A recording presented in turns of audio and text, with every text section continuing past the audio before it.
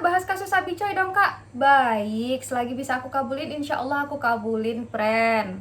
Halo friend, assalamualaikum warahmatullahi wabarakatuh. Ketemu lagi kita ya. Yang udah ngeklik video ini aku mau ucapin makasih banyak. Dan yang baru join, aku mau ucapin selamat datang di channel YouTube aku. Semoga kalian suka sama video-video yang aku buat ya. Jadi pertama kali pas aku baca tentang kasusnya Abi Coy ini, woi lah sakit kali hatiku friend. Ini bener-bener kayak air susu dibalas air tuba. Kasus ini tuh berasal dari Hong Kong, tapi nyeseknya ini sampai Indonesia loh ya. Karena aku nggak mau nyesek sendiri, jadi nyeseknya aku bagi-bagi.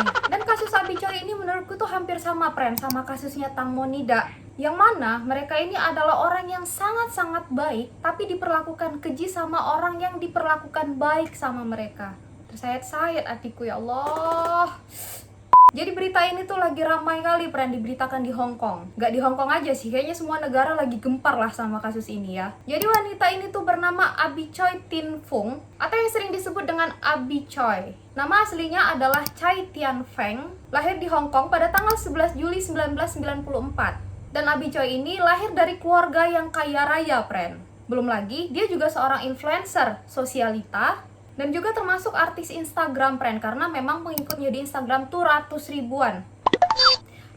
ribu orang. Dia juga berprofesi sebagai model. Terbukti wajah dia ini sering kali muncul friend di majalah-majalah ternama kayak Elle, Harper's Bazaar, dan juga Vogue China. Dia juga sering kali mendatangi acara-acara fashion show dari brand-brand ternama kayak Dior, Hermes, dan Louis Vuitton. Bahkan Januari 2023 kemarin nih friend, dia baru selesai photoshoot untuk Elisab Spring Summer 2023 di Paris. Dan updatean terbaru yang dia update di Instagramnya sendiri pada tanggal 15 Februari kemarin, friend. Dia tampil sebagai cover girl di majalah digital Le Officiel Monaco. Udahlah, memang dia dari keluarga kaya raya. Ditambah lagi dia juga seorang wanita karir, yang karirnya ini pun udah bukan kaleng-kaleng lagi, friend. Bahkan ditaksir, harta kekayaannya si Abi Coy ini, manggilnya apa sih? Abi apa Ebi sih yang bener? Ebi lah ya, Ebi.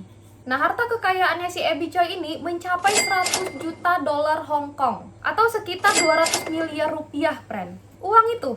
Iya, uang. Udah pernah kalian tengok uang sebanyak itu? Sama, aku juga belum pernah. Dia adalah wanita yang sukses? Yes. Tapi mirisnya, dia ditemukan tewas dalam keadaan yang sangat-sangat mengenaskan. Karena tubuhnya ditemukan dalam keadaan yang sudah terpisah-pisah di sebuah rumah sewaan 3 lantai. Polisi menemukan kakinya di dalam kulkas dan kepalanya di dalam panci sop yang memang udah dimasak jadi sop. Ya Allah, sampai sini aja aku udah ngilu loh. Dan pelakunya adalah keluarga dari mantan suaminya sendiri. Jadi friend, saat usia si Abi ini 18 tahun, menikahlah dia dengan seorang laki-laki yang bernama Alex Kwong. Dan Alex ini adalah seorang pengangguran. Jadi selama ini, uang bulanan mereka ini tuh ditanggung oleh si Abi Coy ini, friend. Dan Alex ini juga seorang buronan yang pernah menipu 4 orang. Yang mana hasil dari dia menipu ini sebanyak 5 juta dolar Hong Kong, atau sekitar 9,7 miliar rupiah. Dan banyak yang bilang juga kalau selama ini si Abi Coy ini memang hanya dijadikan ATM berjalan untuk keluarganya si Alex ini. Dia nggak punya pekerjaan, hidupnya numpang, punya banyak kasus, dan banyak lagi kasus-kasus lainnya, friend, yang membuat si Abi akhirnya bercerai dengan Alex ini. Tapi karena Abi ini emang wanita yang baik kali hatinya, jadi semua aib mantan suaminya ini tuh dia tutup rapat-rapat. Gak pernah dia bongkar ke publik sekalipun. Dan bahkan ya, setelah mereka bercerai pun, si Alex masih minta uang bulanan ke si Abi. Jadi walaupun udah pisah, yang ngebiayain hidupnya si Alex itu ya si Abi. The real parasit in life. Astagfirullah. Mana si Abinya juga baik kali pula itu. Dan dari hasil pernikahannya mereka ini, Abi dan Alex mempunyai 2 anak, friend. Dan juga pernikahan mereka ini terdaftar secara sah. Nah, setelah dia cerai dari si Alex, Abi kembali menikah dengan seorang pria kaya yang bernama Chris Tam. Chris Tam ini adalah seorang pembisnis yang sukses, friend. Mempunyai nama asli Tam Chuk Wan. Dan mereka menikah pada tahun 2016. Tapi entah kenapa pernikahan si Abi sama si Chris Tam ini tuh nggak didaftarin secara sah, friend. Walaupun memang ada pestanya, tapi mereka nggak terdaftar. Nah, si Chris Tam ini malah kebalikannya dari si Alex. Chris Tam adalah laki-laki pekerja keras dan menghargai si Abi kali, friend. Sayang kali sama si Abi, dan bahkan si Abi ini juga sangat dicintai sama mertua barunya. Orang tua Kristam ini juga pembisnis yang sukses, friend, yang punya Tamjai Rice Noodles dan udah punya cabang sebanyak 156 cabang di berbagai negara. Ada cabang di Cina, Jepang, Singapura, bahkan Australia. Wow, 156 cabang, woi. Cabang. Dan pernikahan antara Abby Choi dan Tam Chuk Wan ini dikaruniai 2 orang anak lagi, friend. Berarti total anaknya si Abby ini ada 4. 2 dari suami sebelumnya si Alex dan 2 dari suaminya sekarang. Nah, dia kan udah cerai nih sama si Alex. Tapi kalau hubungan mereka itu masih baik-baik aja, friend. Mereka masih sering ketemu. Bahkan mereka juga kayak suka loh ngerayain hari-hari besar bareng-bareng sama anak mereka juga. Abi masih sangat menjaga kali silaturahmi dia sama keluarganya si Alex ini. Bahkan mantan mama mertua dan mantan bapak mertuanya dia, itu tuh masih sering kali bertukar kabar, friend. Dan walaupun udah bercerai kayak gini, si Abby ini tuh masih sayang loh sama mantan mertuanya dia. Dia beliin apartemen mewah di Kadori Hill untuk ditinggali seluruh keluarganya Alex. Yang mana itu termasuk mantan ayah mertuanya, mantan ibu mertuanya, mantan suaminya, mantan abang iparnya, dan mantan-mantan lainnya. Dan saking baiknya si Abby ini, sampai-sampai nih, uang bulanan dari keluarga besar si Alex ini masih dibantu sama si Abby. Kurang baik apa coba? Gak sampai situ aja kebaikan si Abby ini, friend. Anthony Kwang, abangnya si Alex, berarti mantan abang iparnya dia, juga masih full dibantu sama si Abby. Dikasih kerjaan sama si Abby sebagai supir pribadinya dia. Anthony mau beli rumah dibantu sama si Abby sampai punya rumah sendiri. Bahkan keperluannya juga sering kali dibantu sama si Abby ini loh, friend. Kurang baik apa? Ada orang baik segitunya? Sampai seluruh keluarga mantan suaminya diurusin? Ada, friend, ada. Abby orangnya. Dan masuklah kita pada hari Selasa, tanggal 2 Februari 2023. Pergilah si Abby ini untuk menjemput anaknya dari sekolah, friend. Nah, supirnya kan mantan abang iparnya sendiri nih, si Anthony. Nah, pergilah mereka untuk menjemput anaknya si Abby tadi. Pada saat itu, Abby ini terkena rekaman CCTV pada jam 2.15 di siang hari, lagi nunggu jemputan Anthony. Dengan menggunakan baju putih, celana putih, sendal putih, dan tas warna ungu. Dan gak lama kemudian, mobil Alphard yang ditunggu sama Abby pun tiba. Tapi setelah kepergian si Abby untuk menjemput anaknya itu, si Abby gak pernah pulang ke rumah lagi, friend. Sampai akhirnya Abby dilaporkan hilang. Dan polisi yang menerima laporan itu, ya langsung gerak lah ya kan untuk nyari keberadaan si Abby ini. Dan orang terakhir yang bersama Abby kan Anthony, mantan abang iparnya itu. Ditanyalah sama polisi, friend, si Anthony ini. Terakhir si Abby samamu nih. Habis itu kemana dia pergi? Kami memang ada pergi, Pak, mau jemput anaknya si Abby. Tapi habis itu dia di tengah jalan tuh minta turun. Nah, habis itu nggak tahu lagi, Pak, aku dia kemana. Kata si Anthony ini. Dan untuk membuktikan pernyataan si Anthony, polisi ngecek lah ya kan kamera dashboardnya si mobil. Tapi rupanya, friend, dashcam di mobil itu udah dihancurin dengan sengaja. Aneh kan? Aneh memang. Dan dari rekaman CCTV di jalan lainnya, di pukul 15.12, terlihat ada mobil Alphard putih menuju ke daerah desa Lung Mei Suen di kota Taipo. Dan di CCTV lainnya, terlihat si Anthony lagi bawa plastik besar turun dari mobil, friend. Dan setelahnya, dia masuk mobil lagi, tapi si kantong tadi udah nggak ada. Dan pastinya pihak keluarga Alex juga ditanyai kan tentang kasus ini. Alex, ibunya, ayahnya. Dan menurut polisi jawaban mereka ini sesat semua. Maksudnya kayak menyesatkan polisi semua gitu. Malah bikin polisi tuh makin rancu, friend. Lalu setelah 3 hari kemudian, tepatnya pada hari Jumat pada tanggal 24 Februari 2023, akhirnya polisi mendatangi rumah yang berada di desa Lung Mei Suen tadi. Jadi di situ polisi menemukan ada bangunan rumah 3 lantai, tapi kan, friend, anehnya dinding sama lantai rumah itu tadi dikasih terpal warna hitam. Jadi ditutupi terpal warna hitam tuh semua dari dinding sama lantai. Diperiksalah tuh kan rumah itu sama polisi, friend. Dan polisi ada menemukan satu kulkas yang menurut polisi itu sangat mencurigakan kali nih isi si kulkas ini. Dan begitu kulkasnya dibuka, isi dari kulkas tadi adalah sepasang kaki, yang mana setelah ditelusuri ternyata yang punya kaki itu adalah Abby Choi. Ih, gila aku, tolong. Tapi di sini potongan tubuh yang lain tuh nggak ditemukan, friend. Cuma ada kaki doang nih. Dan setelah menggeledah cukup lama, akhirnya polisi menemukan 2 panci soap dengan ukuran yang lumayan gede lah. Jadi si panci ini tuh udah terisi penuh gitu, friend. Dan isi dari panci tadi ditemukan ada tengkorak kepala yang udah dimasak jadi sop. Tapi friend, kepala tengkorak tadi itu masih ada rambutnya. Tapi kulit-kulit kayak kulit-kulit pipi dan yang lainnya itu udah nggak ada, udah kayak dipretelin. Dan ada potongan kulit juga di situ, ada potongan lemak, ada potongan sayur lodeh, dan ada potongan wortel. Jadi kayak beneran sop. Dan potongan tulang lainnya ditaruh di panci yang berbeda. Ini kalau kayak gini ceritanya setan pun minder ini. Dan polisi pun makin dalam lah menggeledah rumah itu, friend. Dan polisi menemukan ada 2 gergaji mesin yang kayaknya dipakai untuk motong tubuhnya Abby, friend. Dan ada juga ditemukan mesin penggiling daging. Terus ada juga ditemukan pelindung wajah, sarung tangan, dan juga jas hujan berwarna hitam. Kayaknya ini perlengkapan untuk dia mengeksekusi nih, friend. Karena kan pas digergaji itu kan pasti darahnya muncrat kan. Jadi dia pakai jas hujan, sarung tangan, sama pelindung wajah biar aman, biar nggak kena muncratan darah. Ah ya Allah, kayak film darah ya. Kalian udah nonton film darah belum? Sama ini, tapi ini kisah nyata. Dan ada juga pernah ditemukan tas Hermes berwarna ungu yang punyanya si Abby, karena di CCTV juga ada terlihat kan dia pakai tas itu. Dan juga di dalam tas terdapat ada kartu identitas dan berbagai macam kartu kreditnya si Abby. Dan menurut ahli forensik, di bagian kepalanya si Abby nih sebelah kanan belakang ditemukan ada lubang, friend. Dan lubang itu diakibatkan karena pukulan benda tumpul. Woi, tumpul. Bukan benda tajam, bukan, tumpul sampai belobang kepalanya. Dan juga mobil Alphard miliknya si Abby tadi ada bercak darah, friend, ditemukan sama polisi. Jadi menurut polisi, si Abby ini tuh diserang pertama kali tuh di dalam mobil, friend, secara brutal. Sampai si Abby ini gak sadarkan diri lagi, barulah dibawa ke rumah itu dan dieksekusi di rumah itu.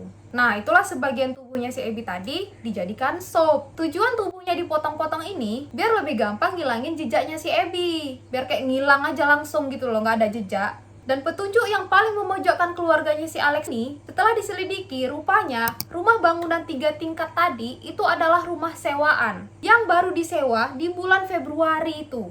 Jadi di bulan yang sama, di bulan itu juga rumah itu tuh baru disewa, friend. Dan kalian tahu siapa yang sewa rumah itu?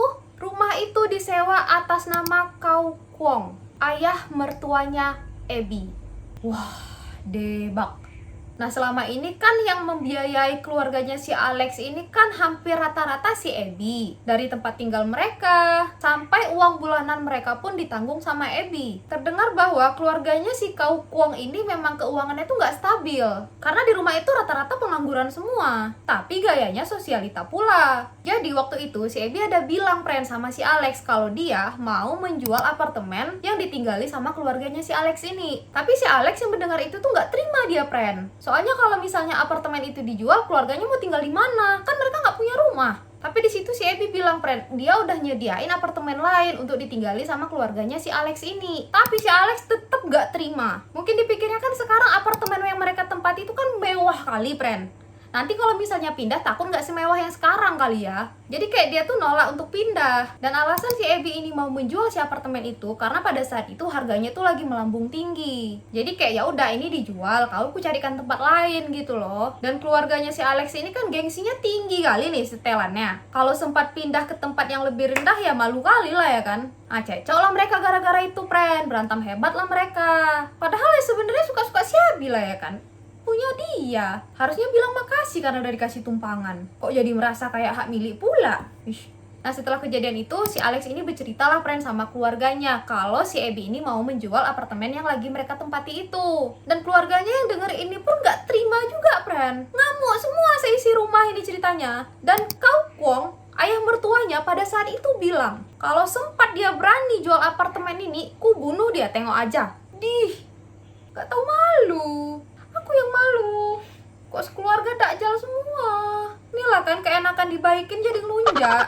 Dan selain perkara apartemen ini, friend, diduga juga mereka sekeluarga ini mau menguasai hartanya si Abby Choi. Jadi logikanya gini, friend, anak si Abby dari si Alex kan ada 2 tuh. Dan pernikahan mereka ini sah secara hukum. Sementara sama suaminya sekarang kan gak terdaftar tuh. Jadi kalau misalnya si Abby udah gak ada, otomatis harta kekayaannya si Abby ini jatuh ke tangan anaknya yang 2 dari si Alex tadi. Dan kebetulan juga suaminya sekarang tuh kaya raya. Jadi 2 anak tadi tuh kayak ya udah pasti akan diurusin sama bapaknya. Nah, kalau misalnya si Abby udah nggak ada, harta kekayaan jatuh kepada kedua anaknya yang dari si Alex, jadi mereka bisa menguasai seluruh harta kekayaannya Abby. Ya Allah, ampuni dosa-dosa mereka ya Allah.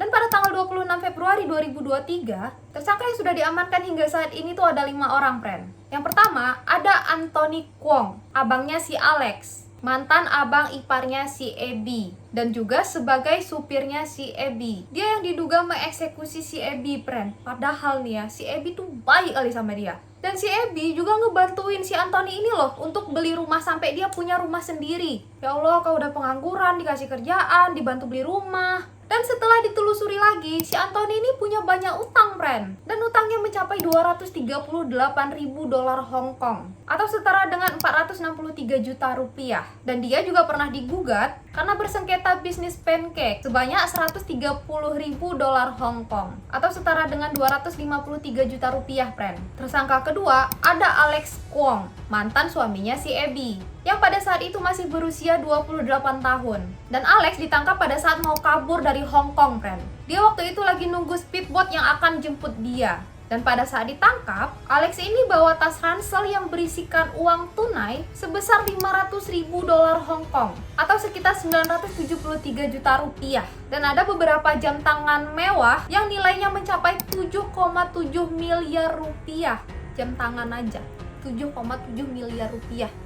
Dan yang ketiga, ada Kau Kwong, mantan ayah mertuanya si Abby, yang diduga bahkan dalang atau otak dari pembunuhan ini. Diketahui bahwa dia adalah seorang mantan polisi yang selama jabatannya dapat banyak kali penghargaan, friend. Tapi rupanya dia juga pernah dituntut atas pelecehan seksual ke beberapa wanita selama masa jabatannya pada saat itu tahun 2005. Dan habis itu dia akhirnya bebas dengan uang jaminan, dan setelahnya dia mundurin diri, friend. Mungkin malu kali ya. Jadi, dia merencanakan pembunuhan ini karena sakit hati. Gegara si Abby tadi mau jual apartemen tempat tinggal dia sekarang. Karena rupanya, friend, apartemen itu tuh dibeli atas namanya si Kau Kwong. Dia ngerasa kalau apartemen itu udah jadi hak milik dia, tapi tetap bisa dijual sama Abby karena bukti pembelian itu lengkap, friend, dan pembayaran memang semuanya atas nama Abby. Ditambah lagi karena keuangan mereka yang kadung hancur, tapi pengen tetap bergaya sosialita, ya jadinya dia pengen menguasai harta kekayaannya si Abby sepenuhnya. Nah, karena inilah mulai dia merencanakan dengan menyewa rumah 3 lantai tadi, tempat di mana Abby akan dieksekusi. Terus yang keempat ada Le Sui Hong, gini nggak sih bacanya?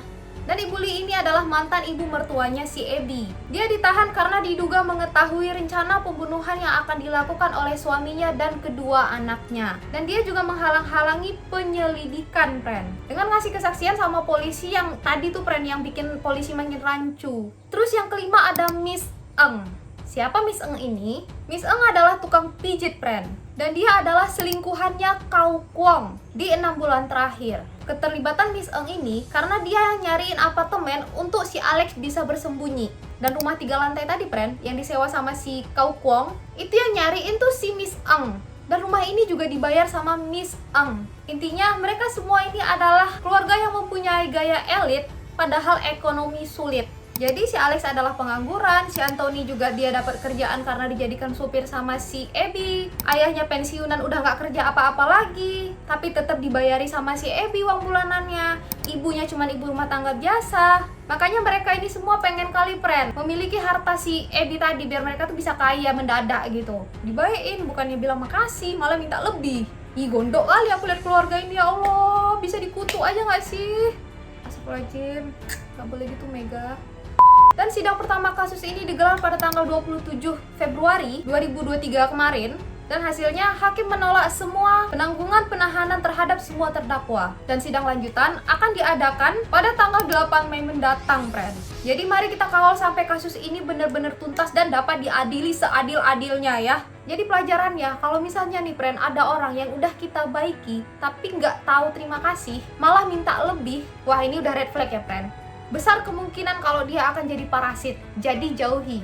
Jadi kayak mana menurut kalian kasus ini, friend? Udah bikin darah kalian mendidih? Aku udah. Dan kasus ini masih berlanjut. Kalau memang ada penyampaian aku yang miss, mohon diperbaiki di kolom komentar ya, friend. Dan untuk Abby Choi, mari kita doakan sama-sama, semoga beliau diterima dengan baik.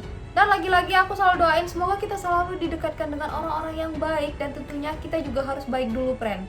Kalau gitu, aku pamit undur diri dan sampai jumpa di video selanjutnya. Bye!